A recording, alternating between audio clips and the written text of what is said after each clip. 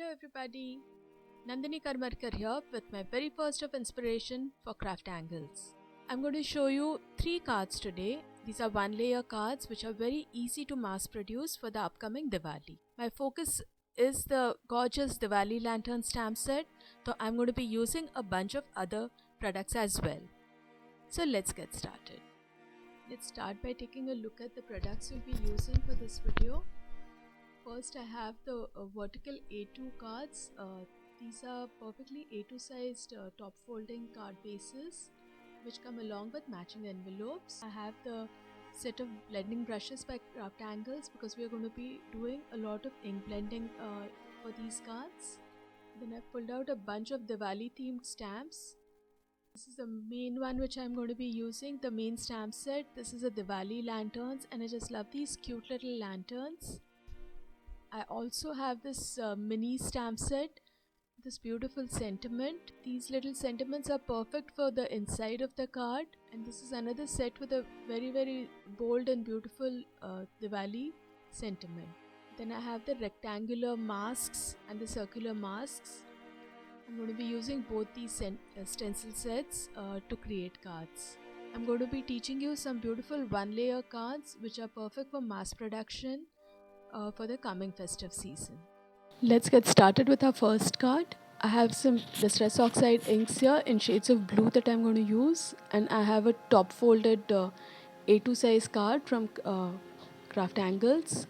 I also have one of the blending brushes which came as a part of my DT kit. I'll just take my silicone mat and put the card base on it, and then I'm going to mask off the top portion of the card because I don't want to get any ink on the back. I'm using washi tape here, but you can just use a piece of paper if you want, some scrap paper. I'll start with the lightest blue ink, which is broken china. I'll start in the center and then spread out towards the sides. The reason why I chose Distress Oxide inks for my first card is they're very easy to blend. So once I've covered the whole card with the lightest blue color, I will move on to the next color. The next color that I'm going to use is Salty Ocean. This is a slightly darker blue color. I'll continue inking with darker shades which are Blueprint Sketch and Faded Jeans.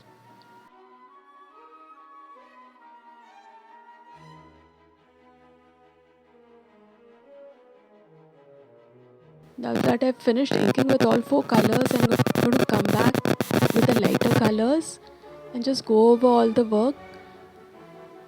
Just go over the paper so that the blending is smooth and our basic inking is done. Now this ink is very wet, so I'm going to hit it with a heat tool and then I'll come back. I flicked some water on my ink card to give it a more distressed look. Distress inks and Distress Oxide inks are extremely reactive to water, so you can just lift some of the color away by sprinkling some water, dabbing the color up with a tissue, and after that I will just use the heat gun to ensure that my card base is completely dry. I want to do some heat embossing on this, so it is important that there is no moisture left on the card base. Once my card base is dry, I'm going to put it in my stamp positioner. I'm using the Celebrating Diwali stamp set. I'm going to be using the sentiments from that. I'll center the first largest sentiment which says Shubha Deepavali at the bottom, and then add wishing you and your family on top. I'll also add 3 of the lanterns from the Diwali lantern stamp set. This is a wonderful Diwali set which I'm going to be using for all my cards today. Once I'm happy with the placement of my lanterns, I will just close the lid of my stamp positioner and then I'll ink the stamps with Versamark ink and do heat embossing. Before I do the stamping though, I'm going to take some talcum powder and apply it on my card base with a makeup brush. This is to make sure that my embossing powder doesn't end up in places where I don't want it to be. Now you'll notice that the string of one of the lanterns is shorter. This is easily fixed. I have an embossing pen which has the same ink that your Versamark pad has. I'll simply draw a line with that and cover with embossing powder.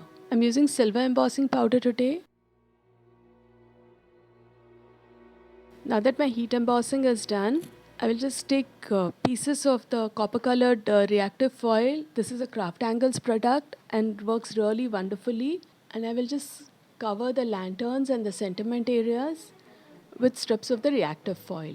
You can of course just cut a piece large enough to cover your card base and lay it on top, but I like to save my foil as much as possible, and cutting strips out of it works out just fine. Once I have finished laying the foils out, I will create a carrier for my card. This is just a sheet of plain computer paper which I've folded in half. I'll just place my card in the carrier sheet and fold it, and now I'm going to run this through my laminator. I've already heated my laminator, and I have found that if I run the card twice through the laminator, I get much better foiling. Now when I peel the foil away, you can see that the foil has stuck to the areas where I had heat embossed. This is a wonderful way of getting some extra shine on your cards. And I just love the combination of the copper foil with the blue inking. I decided to add some extra texture to the background by using the clear stars from the Celebrate Diwali mini stamp set, and I'm going to use Faded Jeans dye ink to do my stamping. I'll just use the stamp mounted on a small acrylic block and randomly cover the background with the stars. And there with that, our first card is ready.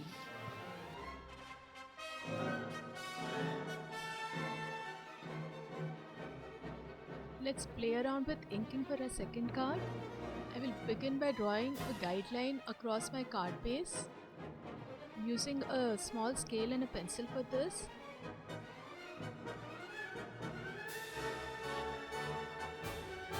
I've already inked one part of the card using the largest rectangle stencil, and I'm now going to be inking the second part. I'm going to leave a little bit of gap between the two sections.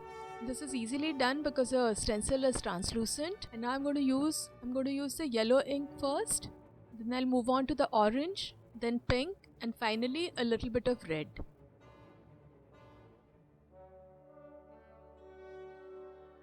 Once I finish with the four colors, I'll come back with the yellow and just go over the area so that my ink colors will blend better.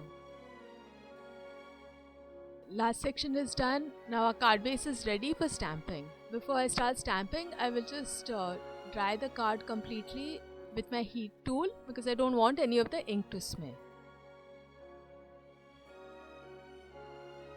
I'm going to place the inked card base in the stamp positioner now, and I'm going to be using the Diwali lanterns and the Celebrate Diwali stamp sets for my stamping. The stamp positioner is very handy when you're trying to mass produce cards because once you've set it up, you can just keep adding the stamp bases and doing the stamping. It almost becomes like a production line, and you can get a lot of cards done at one go. I inked the stamps with black ink, and I'm going to double stamp it so that I get a very good impression. And there, our basic card is ready.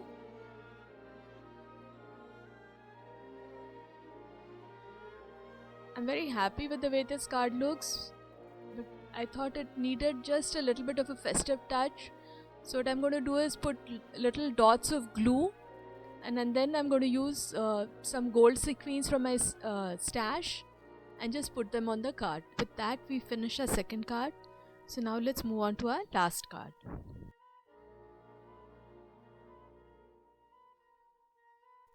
For our last card, I'm going to be using the lanterns from the Diwali lantern stamp set and the sentiment from the Celebrating Diwali stamp set.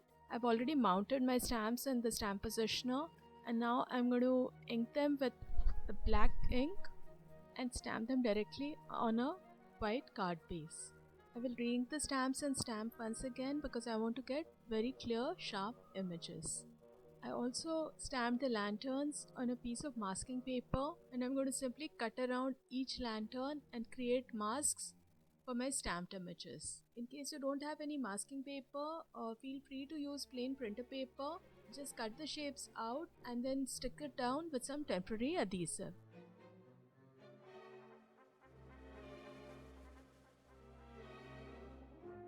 Now that the masks are cut, I'm going to peel off the protective paper carefully and place the masks on my card base. Most of these masks can be reused 4 or 5 times, so make sure you keep the contact paper behind carefully. You can just put it back on the mask and save them along with your stamps. The next step is to do my inking. For that I'm going to use the circular stencil and place it carefully on the card base. I'm going to be using some yellow dye ink for the inking. The blending brush that I'm using is the same one which I used for a second card. I did not clean it, so it already has some orange and pink and red ink on it, and that is what is giving it this darker shade. You can use some washi tape to fix your stencil if you feel it is going to move, and also to mask off any open areas on the stencil which you might accidentally get ink on. Once my inking with the stencil was done, I removed the stencil, just dipped the blending brush in the yellow ink and then lightly inked around the circle. This created a much more diffused effect. I'll just peel off the masks, and with that our final card is ready.